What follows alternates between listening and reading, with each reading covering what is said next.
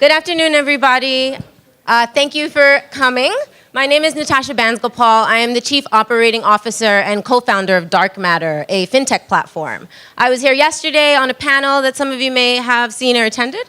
And what we'd like to do here today is essentially tell you more about our platform and company, more about the industry of alternative investments, and also what we see as our vision for our blockchain project and how blockchain can actually impact the world of alternatives and financial services as a whole. My colleague here, Jared, is here. We'll actually be around this afternoon for meetings. So if anybody has any questions, would like to talk more or understand more about what's going on in our perspectives, we'll be here. All right, so let's kick it off. In general, we're just going to kick it off with our standard disclaimer. None of this is investment advice. We are not recommending anything. You cannot hold us liable for anything. So standard disclosures, disclaimers. We've been in this business for about 3.5 years, so we know what we're getting into. So we can go to the next stage. So let's take a second and talk about DarcMatter. So DarcMatter itself is a global award-winning fintech platform for alternative investments. So what does that mean? Next slide. What it means essentially is that we connect GPs actively raising capital with LPs in the US and Asia. Where our differentiator is currently, as we see other fintech platforms pop up in the space for alternatives, is in addition to us actually using technology to make the process easier, simpler, more transparent, and more efficient, we are also able to overlay access to LPs in the US and Asia, which is a huge target for a lot of fund managers who are looking to diversify their investor base a bit. And it's also a market that is hard to enter and gain investors in if you don't necessarily have local know-how, local team, or understand or have the relationships there. So that's what we do. We connect GPs actively raising with LPs in the US and Asia, and we work with traditional fund structures. Next slide. So let's take a step back and talk about the global alternative industry landscape. So it's huge, and we know that there's a significant amount of wealth there. By 2020, it's projected to reach about $15.3 trillion globally, which is a huge market and shows a huge side for opportunity. And as we actually look at the asset class itself, we know that alternatives is one of the smallest, but pretty impactful. However, it's very restricted by the investor types that can come in and a lot of guardrails that lead to the accreditation requirements for investors. So there's an opportunity there to make that process itself a little bit easier to access and a little bit easier to understand and participate in. Next. So what we see is that the global alternative investment industry is plagued with some significant issues, and a lot of you are very well aware of what these issues are.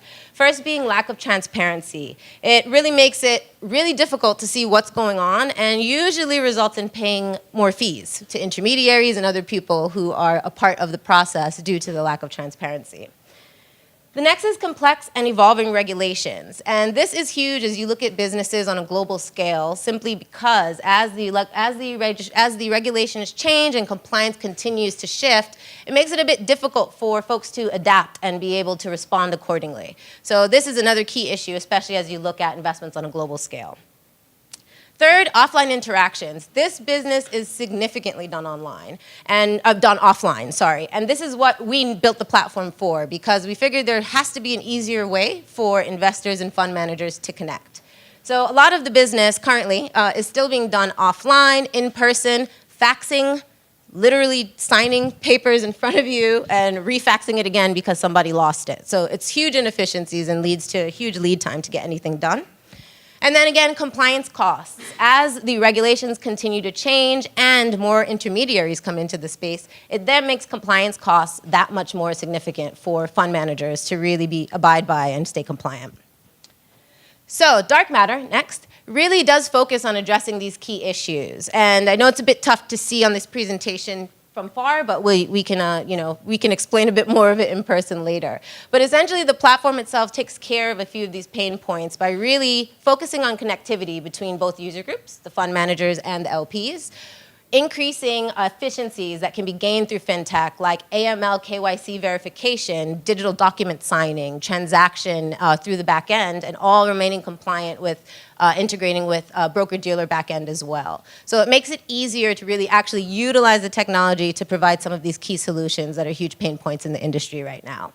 What we also do that's really cool that we add on as we continue to be a very visionary fintech company, is we use algorithmic matching for our investors so that we can actually make recommendations based on their fund profile, their activity on the platform, and what they're actually doing, browsing, and seeing. And that way it makes it easier for us to actually push a transaction through with these investors because we know a bit more about them and can recommend funds based on their viewing history and investments. So to go into what we've been doing so far, so we also do the due diligence, which is another key thing, and we can go through those specific details later. Next. More about our due diligence process with our broker-dealer. Our platform Snapshot. So this is what I want to talk to you about. The past 3.5 years, we've been building the platform pretty significantly. And where we started in 2014-ish, we probably started with just about 150 investors and about 20 fund products. Right now in 2018, I'm happy to say that we have hit the 2,000 investor mark as of last week. We have over 2,000 accredited LPs that are registered and actively using the platform. And we have over 150 fund products that are live right now. So essentially, we also have a huge pipeline of funds because what we do is we curate the opportunities that are put on the platform. So curation happens through a degree of, one, looking at documentation, seeing what strategies are there, and making sure opportunities are all valid and meet specific criteria of performance history and really fund life. The second that we really look at is really understanding what our investors are looking for and making sure those opportunities are available on the platform. So we curate in that sense to make sure that we are very cognizant of not becoming a database, and we actually are having really important opportunities that we know our investors are actually looking for. So that's how we curate, and we match that essentially with our investor base. On the fund side, right now, with the about 150 plus products that are live, it weighs primarily in the hedge fund space. We're about 55–60% hedge fund opportunities, and the balance falls pretty evenly between venture capital and private equity opportunities.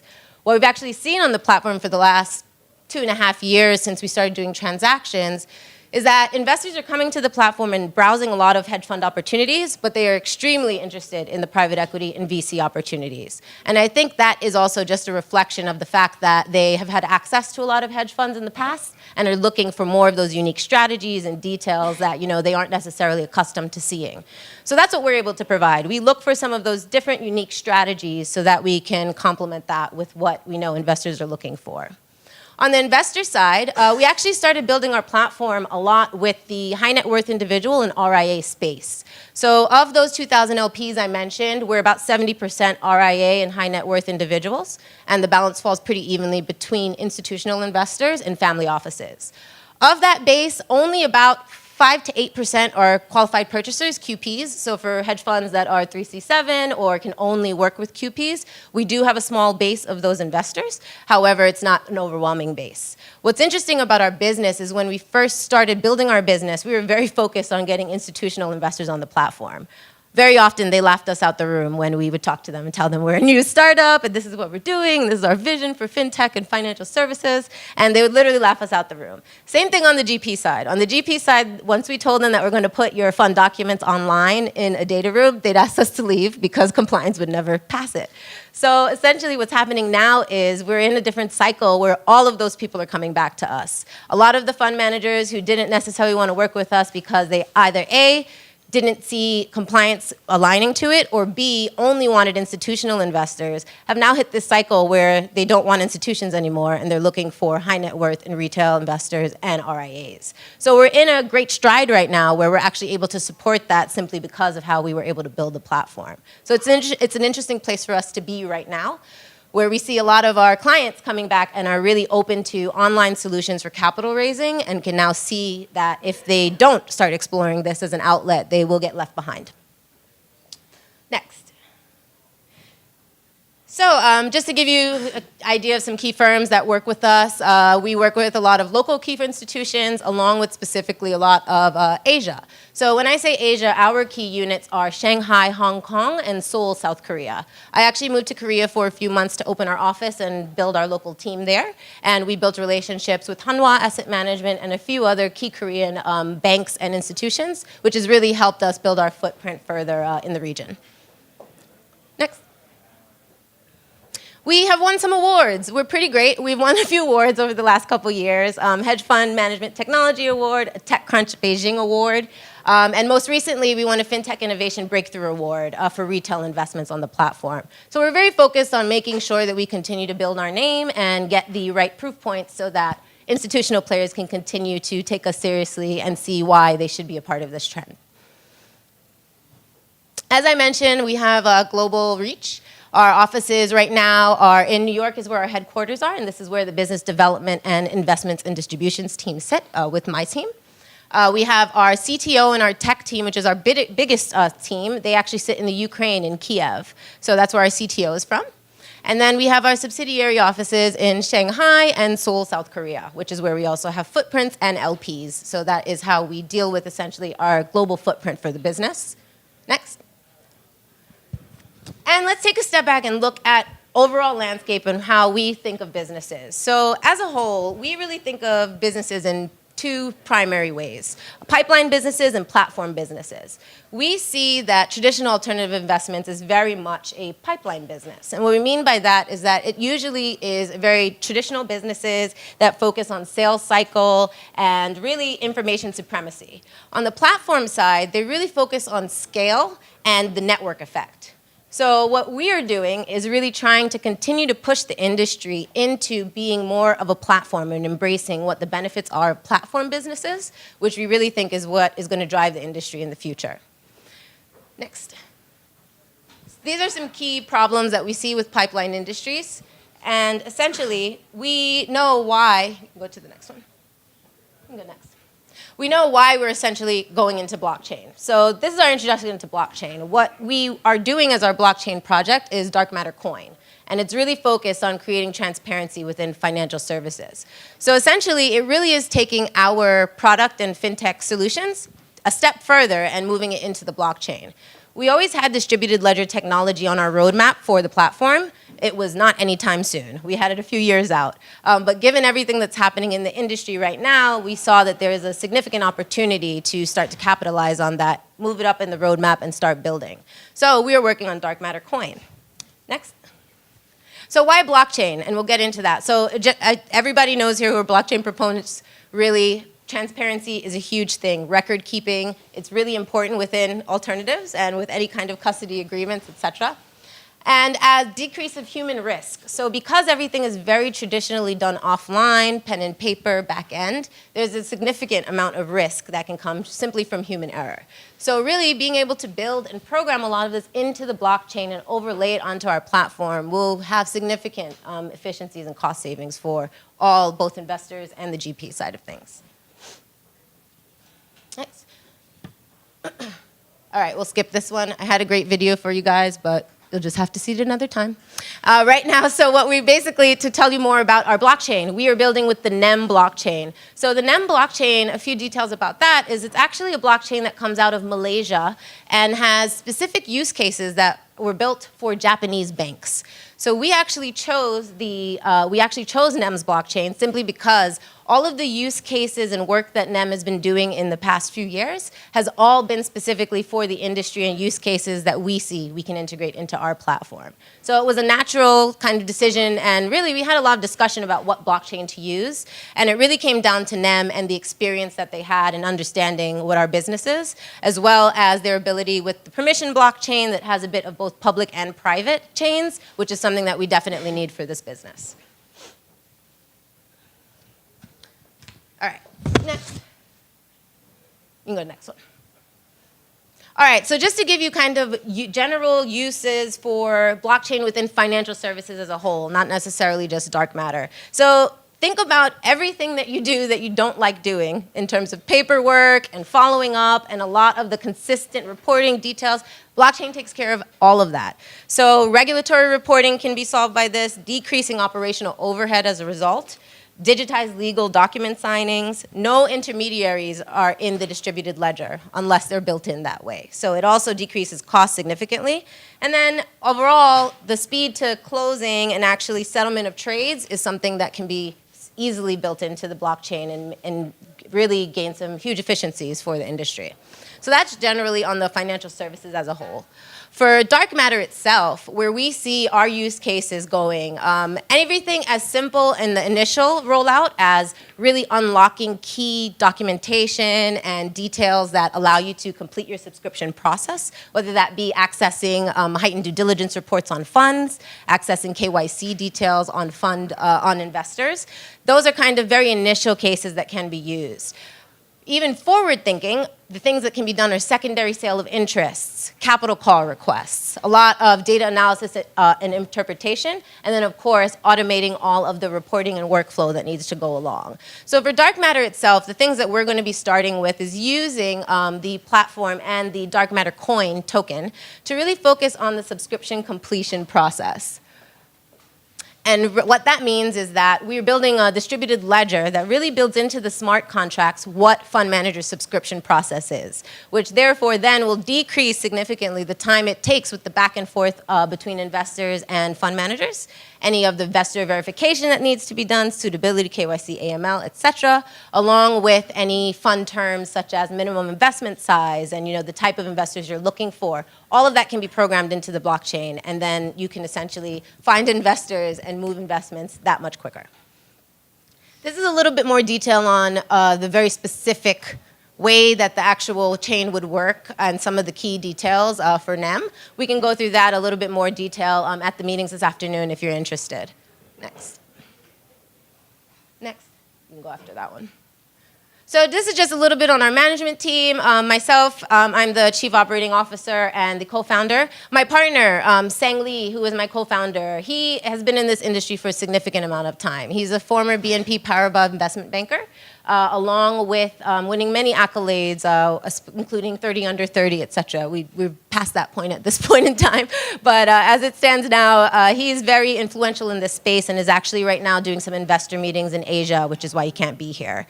Our CTO, Stan, as I mentioned, he sits in the Ukraine, and he is also a very big visionary within fintech. He's had about 20 plus years of experience and graduated with his master's in computer science at about the age of 18 or 19. So we're thrilled to have him on the team, and he's been with us since we started the platform 3.5 years ago. For our actual blockchain project, we are pleased to say that we've got amazing advisors for the project, which are awesome. So I know yesterday people were talking about token sales, and one of the things are looking at the team and who's behind the team and who are the advisors, et cetera. We've been fortunate because we've had a business for 3.5 years with great investors and support on both the angel and VC side, to also be able to carry that over to our advisors for the token sale and the DarcMatter coin project.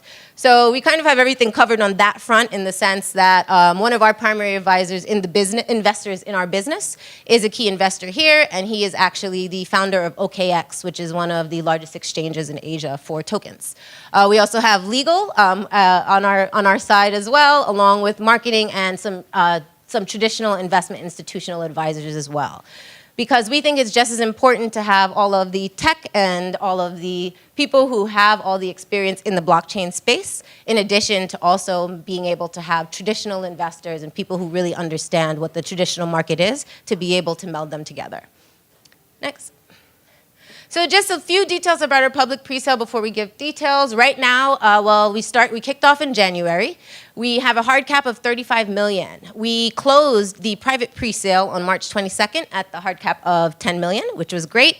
And we actually did that pretty quietly in stealth mode. We pretty much just talked to our users of the platform, and a lot of them were interested and they invested. So we got significant traction there.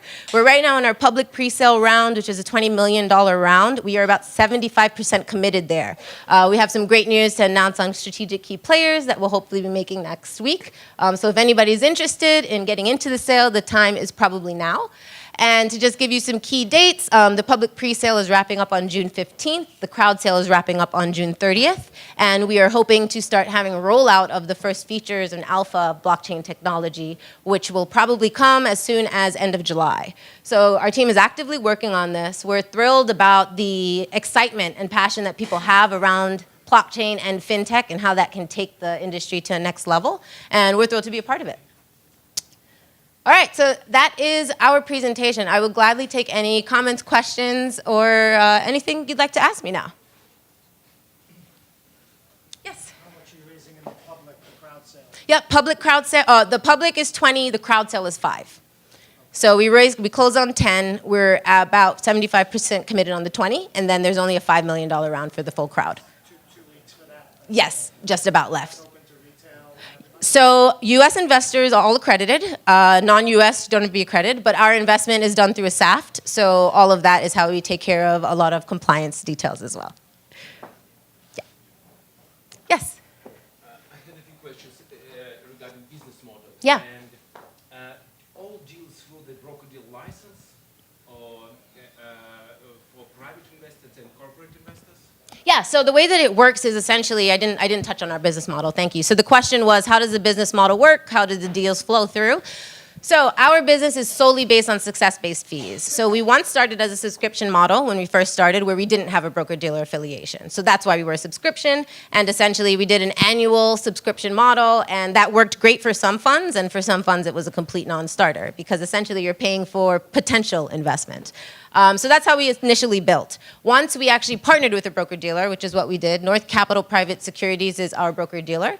We partnered with them, and our investments and distributions team are registered representatives of that broker-dealer. So therefore, now we only charge success-based fees, and it all flows through the platform. So it's profit sharing between us and the broker-dealer, but essentially the fees are very reasonable, lower than they would be at a traditional third-party marketer or placement agent, and only non-exclusive and only success. So to use the platform, you're not charged. All the work my team does to get you up and running and connecting with investors, free of charge. You're only charged a transaction fee at the time that capital has been successfully committed and called for your fund. And investors, they invest in super vehicle or borrow-dependent notes? Great question. So the investors, the question was, how do the investors invest? So US investors all do direct investments into the fund opportunity. So for GPs, that will show up as an investment from Natasha. International investors go through a vehicle. So we create an SPV, a special purpose vehicle, specifically for those investors based on the strategy that they're interested in. For example, we've done like a low vol feeder for specific hedge funds that will have 3 to 4 underlying hedge fund opportunities, and those investors would pool into that vehicle. So we only pool on the SPV when it comes to international, because it's easier for fund managers to have to vet DarcMatter's advisors as the sole entity, and we take care of doing all the vetting of the underlying LPs in the vehicle. So that makes it even more efficient for fund managers to accept, vet, and we can provide any of the underlying details for investors if needed.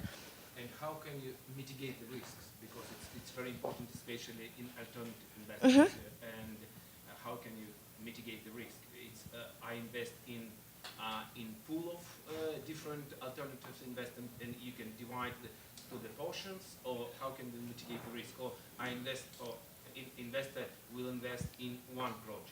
Usually, an investor starts off by investing in one project. And on the international side, we see that there's more appetite for more than one, which is why we'll structure multiple vehicles. But it's all based on the investor interest. So it's usually a direct investment from the investor. And it's case by case, more so on the international side. On the US side, it's very easy because they can just access the platform after going through verification and do direct investment that way. As I understand, you don't have secondary market. Yeah? We do not, not yet. Not yet. It's on the roadmap, but we don't do it right now. And if I invest, or investor will invest in tokens, but tokens are asset-backed by some asset. What's the collateral in this case? Yeah, so the way that the platform will work with the tokens, the token itself is a utility token. So it is not a security token. And to clear that up, the token is not giving you shares of equity into a fund. We believe that that is something that is needed for the industry, but we know that this industry is tough to change. So that is one thing that's on the product roadmap for way out. Yeah, exactly. We know it's important. We also know that there are people resistant to change. So there are a lot of great projects out there that are for STOs and are really tokenizing asset classes, which we believe in. We just don't think that the industry is there yet. So our way of getting the industry there is to really use the utility token to start getting the ecosystem used to what this even means. What does blockchain mean? How does a token even work? And in its very simple form, it's just going to be used to unlock key features for both the investor and the fund manager. So for that, and when we actually launch, we'll be doing both fiat and token models simply because our users are more used to the fiat side of things. So it's kind of more of a model of getting people used to things, adoption, and then we can start getting them a little bit closer to understanding what it means to tokenize the asset class. Last question. Yeah? In case of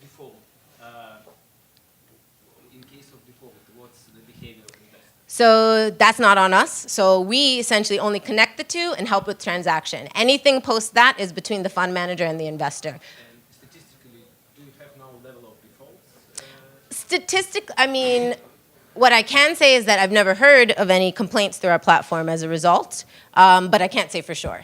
Yeah, but usually because of the criteria that we use for funds to get on the platform, which is generally 2 to 3 years of positive performance history, we aim for 5. On the hedge fund side, a minimum AUM of about 50 million. On the venture capital and private equity side, it's about 25, 30 million. Established management team and unique investment strategy. Those baseline criteria usually gets us out of the weeds of, very emerging funds or funds that may not be as kosher as they should be to be on the platform, if you will. So we use that as the first level, and then we use the due diligence of the documentation and everything else as the second. Say again? You're a matchmaker. In a sense, so that's part of the platform. So it's essentially kind of think about it as a third part, an intermediary that connects both sides, but we also add in the transaction piece. So in addition to matchmaking, you can actually transact through the platform, which I think is where some of the nuances are. You're welcome. Anyone? Did you have? Okay. Suppose I buy $1,000 of the utility token. Uh-huh. What can you do with it? So what you'll be able to do with it initially is first, you would register on our platform as accredited investor or a fund manager.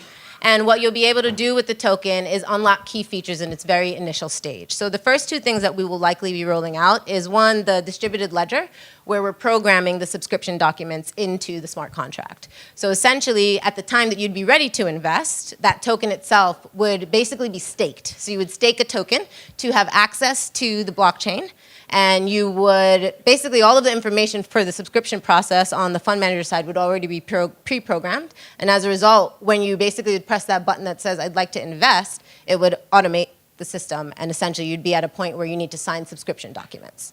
So that's the first case. And then the second, on the fund manager side, is to really use the coin to unlock enhanced KYC and AML reports for the investors. So as it stands right now, the platform does this. The platform does KYC, AML verification, suitability, et cetera. What we're doing is taking it a step further and putting it on the blockchain and making sure that the token itself unlocks even a heightened access, which is additional data, other information we know about investors that we don't necessarily share, and key reports that would be added value for the fund manager. So are we using it for money or special occasions? Yes, exactly. No problem. Yes. So the fund manager, the investors, they can be from anywhere in the world. It doesn't have to be US or all the different situations. Correct. And you match that how it should. Correct. So on the international investor side, there is additional verification, including a passport photo upload that needs to happen, and usually a call as well to do enhanced verification. But aside from that, along with self-reporting accreditation and then going through the profile steps that allow you to browse opportunities, all investors can access. If I'm an investor and you recommend me a fund manager, do I get some background on them or some sort of rating system or something like that? In a sense. So the way that the platform works is that, and I can take you through user flow really quickly. So on the investor side, after you register and essentially go through all the filters where we can say you are an accredited investor and we have a degree of certainty as to who you are, then you can browse opportunities. You can actually use selection tools or filters to get to an opportunity that you'd like. For example, if you only want hedge funds or private equity, a certain minimum AUM, a minimum investment, et cetera, you can use that. Once you see an opportunity that you like as an investor, you click a button that says, I'd like access. What that does is it lets the fund manager know that there's interest from an investor and allows the fund manager to now come back into their fund profile to start interacting with you. So there's a chat feature there as well. The next step is you as an investor requesting access to documents and the data room. So that is the next indication where we know on the platform that an investor is serious. And that is where you can access all of the fund documentation. So you as a user can access the PPM, the LPAs, investor materials, subscription documents, et cetera, and view them as you wish. So the whole thought behind it is to make it easier for investors to access all the information they need to make the investment decision. So we don't necessarily facilitate, handing it off to you, but the thought is that once you are visiting a profile and you're there, you can access all the key details that you need. Right. Anyone else? Yes? I saw on one of your slides a number of financial institutions, including JP Morgan. Yeah. What is their involvement, if any, with the token? Yeah, so, with the tokens, so that's a good question. That is platform business specifically. So if any of these institutional investors are involved with the token, that wouldn't be something that we could actually talk about right now. But I will say that their role on the platform itself are as LPs. So they aren't funds on the platform. They're using it to browse opportunities for their investors, which is usually what they're on the platform for. We do have quite a few institutions that are interested in the token and are purchasing, but purchasing, without necessarily without the explicit wording that they will use it on the platform, if we could say it that way. So institutions are getting involved. Exactly. So, and that's part of the model because, it's going to be a while before a lot of institutions fully adapt and explicitly say that they've adapted. So that's also part why we're doing fiat and token at the same time. Yeah. So if you're using token and fiat as a method of payment, wouldn't you kind of be setting a price ceiling on how high the token value could ever be? Yes.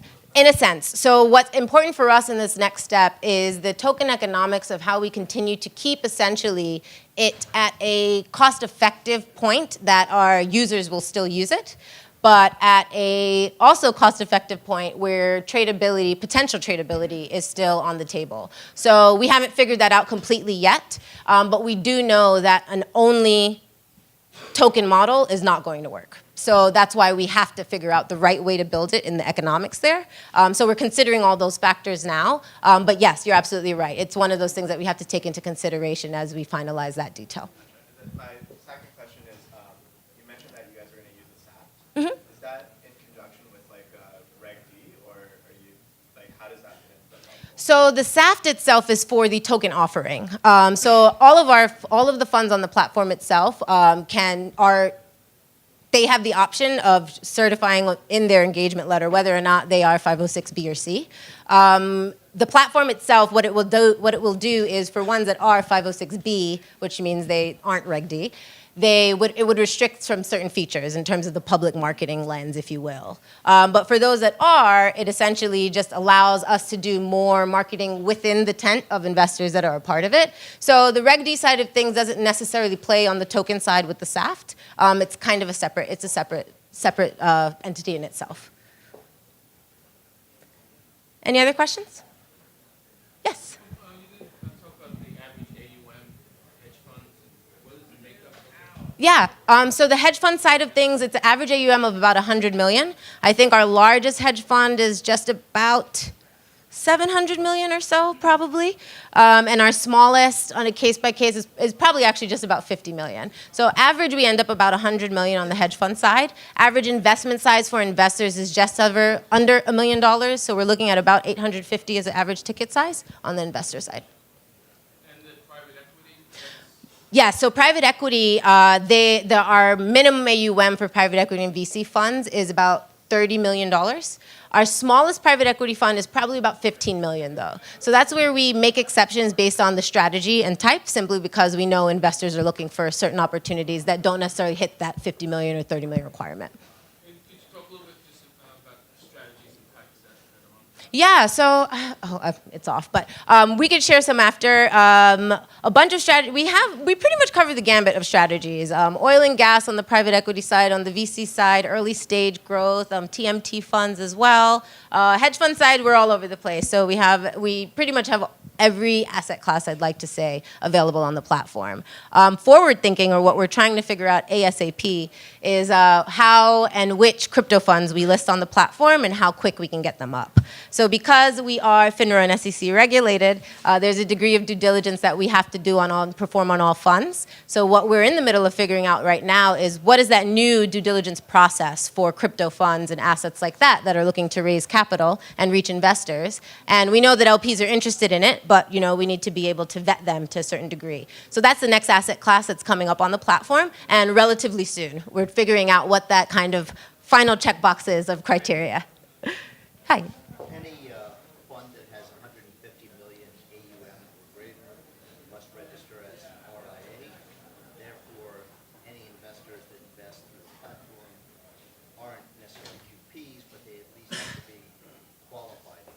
Correct.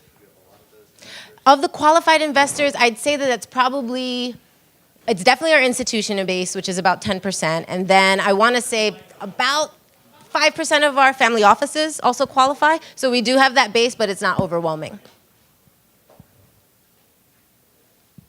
Any other questions? I cannot confirm or deny that, but we are in discussions potentially with exchanges, and one of our advisors is the co-founder of OKX. Yeah. What is the price of token? What do you expect this service to be worth? Because obviously it's a similar model to Soul Link or something like that. Yeah, let's talk about that after, because we have specifics on, and we can kind of walk through where we were on the pre-sale, where we're at right now on the discount. I think we're at, are we at 28? 28% discount right now for the public pre-sale, which is what, 14? 14.4 cents. 14.4 cents. So that's where we're at for public pre-sale, but we can go into details with you after as well. Anyone else? All right, great. So Jared and I will be here this afternoon for any questions, and please feel free to stop by and ask us anything, and we'd be glad to meet you. Thank you.